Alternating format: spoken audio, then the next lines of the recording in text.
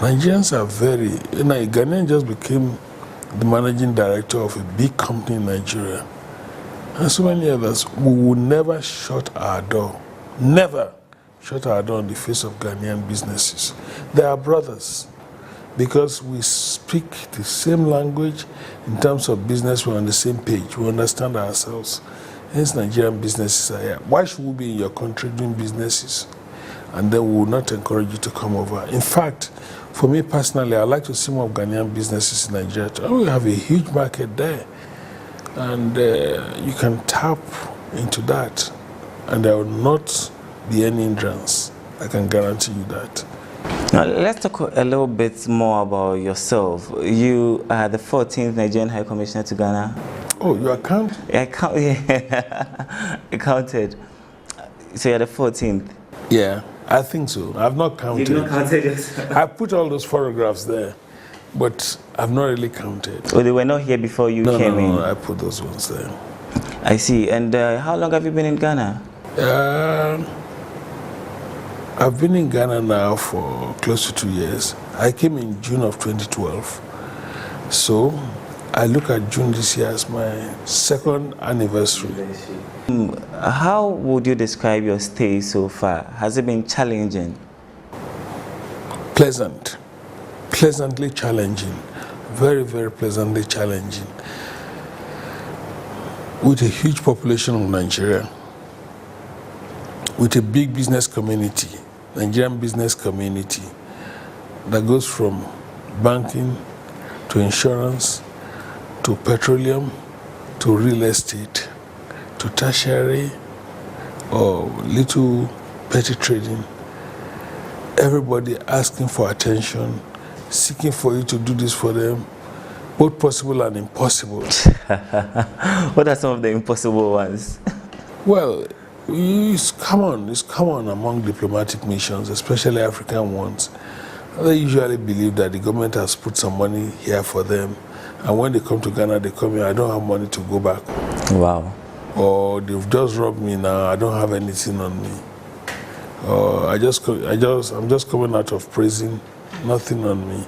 What I do is that the ones that come out of prison, every one of them, I told them once I visited them, if you have any, once you leave prison, come here, I'll give you 100 Ghana cedis that can take you to Nigeria. The other ones, they are private entrepreneurs, unless it's in a very critical situation.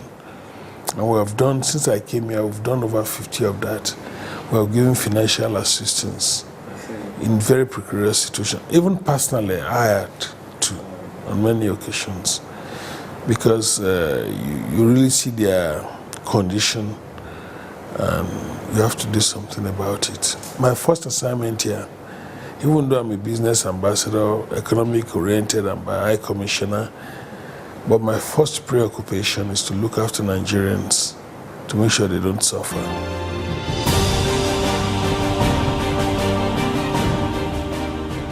So it's still diplomatic call. And so let's get to know you better.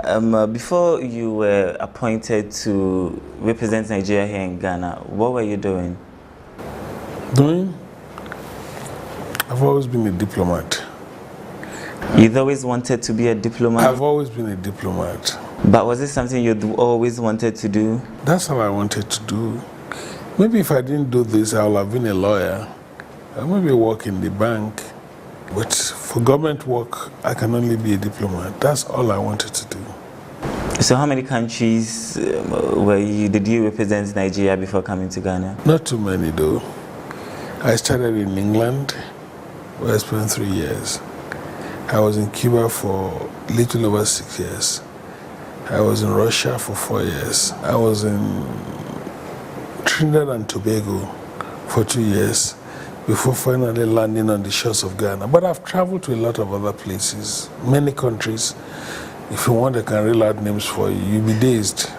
So what do you think Africa as a continent is lacking? You have traveled across the world and I'm sure you've really seen most of the tenets of the developed country. What is Africa lacking? What are we not doing right? African diplomats are supposed to be harbinger of development, of civilization, because you move around and you're supposed to bring those ideas borrowed home to your country. But you always find a challenge when you come and you suggest this thing to our people. They say, go away, you think you are a white man or something. But this is the way to make progress. They shun most of the ideas you try to espouse. They want to do things their own way, which is not very, which is very analog, if I can say so.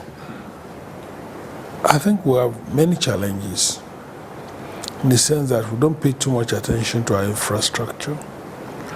We don't pay too much attention to youth education. As a result of not developing the infrastructure, the private industrial sector suffers. You'll end up producing graduates without nothing to do. You urge them to do self-employment, they don't have money in their pocket. Even if they start, there's no electricity. Okay? I think we have to work hard. The leadership in Africa, across the board, from the Upper Nile to Cape Coast, from Senegal to Addis Ababa, will have to work hard individually, and if possible at the AU level, have declarations mandating some steps outside of the MDG goals, saying that, look, we have to do something about development, and we have to do it now, because the world is not going to wait for us. These people are going to come out of school, they're going to be asking questions. What happened to the wealth? Africa is sitting on money. So we don't lack the resources? No, God has blessed us so much. Apart from minerals in the ground, agricultural products, if I go downstairs now and till the ground and put pepper, it will be growing for the rest of the year. But we're not encouraging big, massive investment in agriculture. We rather do cash crops, which is highly mechanized. The manufacturing sector in Africa generally, maybe South Africa is an exception, I don't know. It's probably working at 10% or 20% capacity.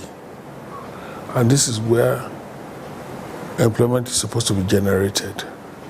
The government in most African countries is the biggest employer of labor. It's not supposed to be. The private sector should be developed. And what you need to put in place is just solid infrastructure, good roads, feeder roads, electricity, satellite towns. You don't make people all come to the capitals. They're so congested. Can we ever get there? We can. We can. It takes the foresight of leaders.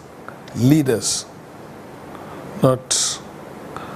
It takes a statesman to lead a country. And I believe we have some of them in Africa. My country has one. If we give these people a chance, and I know Ghana has one. I love President Mahama very much. By the way, I was the first ambassador that presented credentials to him. And that's a bond between us. And I like him a lot, a lot. I believe these people can really help if they are given the chance. We put too much pressure on our people. And then you talk of corruption. We condemn our leaders. That leader is corrupt. This leader is corrupt. We ourselves are corrupt. Because your brother becomes a minister now, you're going to be calling him brother, don't forget me or anything. When he goes home, everybody's going to be asking him, give us this now, give us that. More than his salary. So you have to look for where to get those things to give them. We encourage corruption. And when they come with these big things, nobody's asking any question. What do you love about Ghana the most?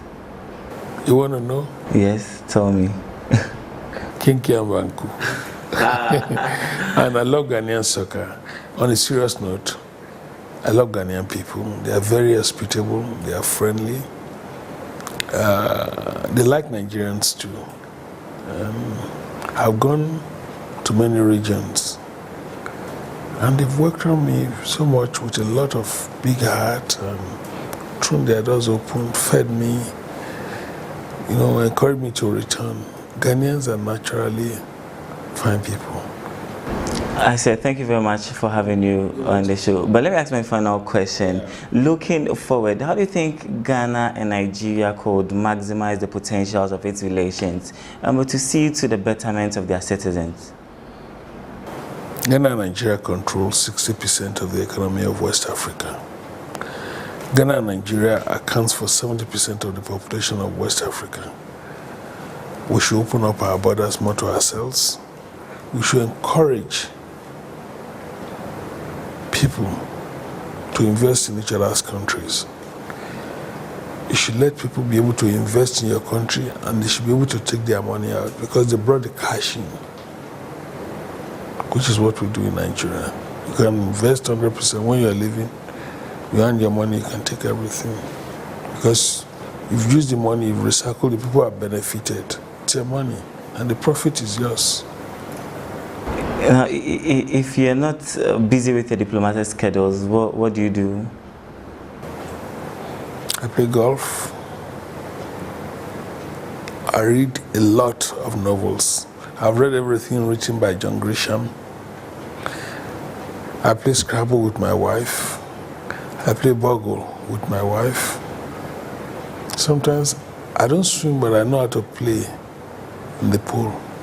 Nice. Sir, thank you very much for having me on the show. I'll pay your visit home so we play all these games. You're most welcome. It's been good coming your way with another edition of Diplomatic Call. We'll be back same time next week. Do have a wonderful evening.